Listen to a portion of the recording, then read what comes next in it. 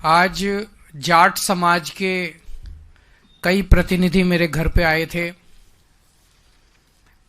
धन्यवाद देने के लिए कि जो मैंने प्रधानमंत्री जी को चिट्ठी लिखी है उनको याद दिलाते हुए कि 2015 में प्रधानमंत्री जी ने जाट समाज को आश्वासन दिया था कि दिल्ली की लिस्ट में जाट समाज ओबीसी की कैटेगरी में आता है, केंद्र की लिस्ट में नहीं आता है, तो उनको केंद्र की लिस्ट में भी डाला जाएगा।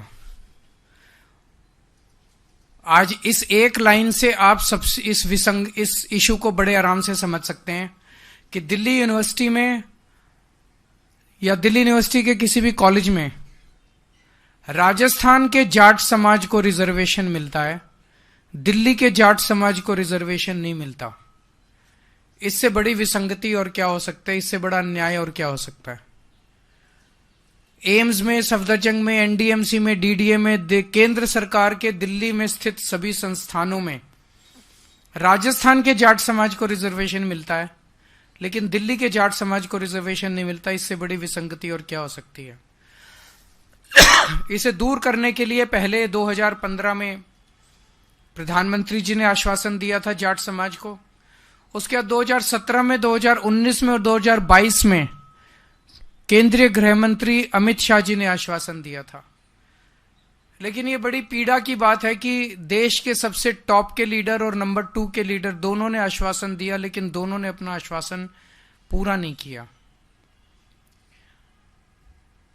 भारतीय जनता पार्टी वाले मेरे को खूब गालियां देते रहते हैं।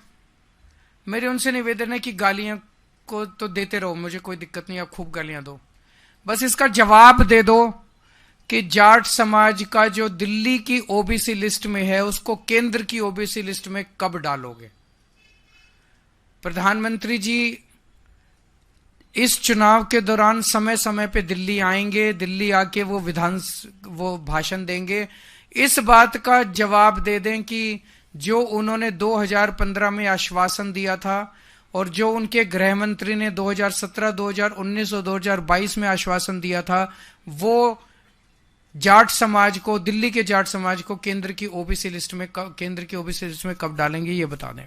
दूसरी मुद्दा है जो अभी 2-3 दिन पहले संजय सिंह जी ने उठाया था कि नई दिल्ली विधानसभा के अंदर भारतीय जनता पार्टी के कई सारे, परवेश वर्मा जी, कमल संदेश जी, सीपी जोशी जी, कमलेश पासवान जी,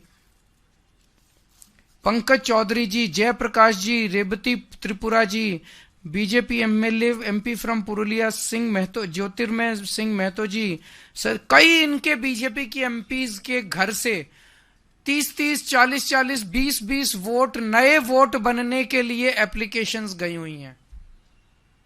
ये बड़ा मिस्टीरियस है। मुझे एक पत्रकार ने बताया कि उन्होंने लोकल डीएम से पूछा, local DM district electoral officer होता है, उस लोकल डीएम से पूछा कि आप इसका क्या कर रहे हैं। तो मेरे को उस पत्रकार ने बताया कि लोकल डीएम का जवाब था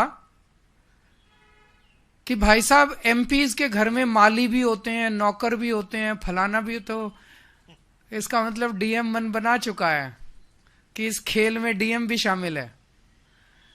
ये लोग अपने इन घरों में, परवेश वर्मा जी इस घर में 10 साल 11 साल से रह रहे हैं, 11 साल से रह रहे हैं। 8 महीने पहले तो 11 साल से वो बिना माली के, बिना नौकर के, बिना रसोइये के, बिना उसके काम चला रहे थे। वहां तब तक 3 वोट बने हुए थे, वो 3 वोट से काम चला रहे थे। अब अचानक 15 दिन में उन्हें सारे रसोइये याद आ गए, सारे माली याद आ गए, सारी, ये क्या है। इलेक्शन कमीशन भी मिला हुआ है, बीजेपी भी मिली हुई है, सांसदों के घरों से 30-30, 40-40 वोट अगर 10 दिन 15 दिन पहले बनने चालू हो जाएंगे और डीएम, लोकल डीएम जो है पत्रकारों को उसकी जस्टिफिकेशन देगा, तो चुनाव की प्रक्रिया में सैंक्टिटी कहां बच गई। फिर चुनाव करा क्यों रहे हो। डिक्लेयर कर दो इनको, बीजेपी वालों को, कि बीजेपी जीत गई, बस अब इस देश के अंदर तानाशाही होगी। ये होने नहीं देंगे हम किसी हालत में। तुम हरियाणा, महाराष्ट्र जैसे मर्जी जीते होगे, दिल्ली की जनता ये एक्सेप्ट नहीं करेगी। ये फर्जीवाड़ा जो चल रहा है बीजेपी का, ये बीजेपी का जो धांधली चल रही है, इसका वोट कटवा दिया, उसका वोट जुड़वा दिया, ये दिल्ली के लोग नहीं होने देंगे, किसी हालत में नहीं होने देंगे। इन दोनों मुद्दों के ऊपर आज हम 3 बजे इलेक्शन कमीशन जाएंगे सब लोग। हमें समय नहीं मिल पाया क्योंकि कल रात को ही हमने रिक्वेस्ट भेजी है। हम इलेक्शन कमीशन के शुक्रगुजार है, जब भी हमने टाइम मांगा उन्होंने दिया। तो आज हम 3 बजे जाके वहां वेटिंग एरिया में बैठ जाएंगे, जैसे ही उनको समय होगा वो हमें बुला लेंगे अंदर। और चूंकि मामला बहुत अर्जेंट है, अगर तुरंत अवध ओझा का ट्रांसफर नहीं हुआ तो वो नॉमिनेशन पेपर नहीं भर पाएगा, और अगर तुरंत इसके कार्रवाई नहीं हुई और डीएम लोकल डीएम मिला हुआ इनके साथ, डीएम ने अगर ये सारे ऐड कर दिए वोट तो फिर उनको रिजेक्ट कराना मुश्किल हो जाएगा, क्योंकि अब लास्ट डेट खत्म हो चुकी है।